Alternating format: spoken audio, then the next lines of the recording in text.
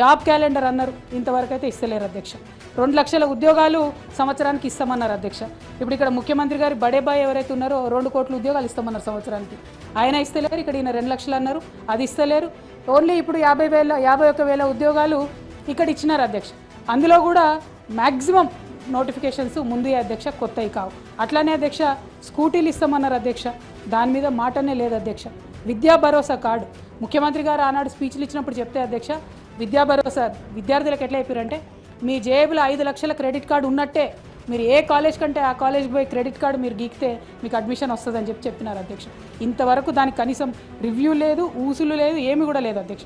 ఇక మహిళలకు చూస్తే అధ్యక్ష, చేయూత పెన్షన్ అన్నది పెంపు లేదు అధ్యక్ష, 2,500 రూపాయలది ఊసే లేదు అధ్యక్ష, బీడీ కార్మికులకు జాడే లేదు అధ్యక్ష, తులం బంగారం ముచ్చట కూడా లేదు అధ్యక్ష. అంటే మహిళలకు మీరు మభ్యపెట్టి ఏదైతే ఓట్లు వేయించుకున్నారో అది ఏది కూడా ఊసలేదు అధ్యక్ష.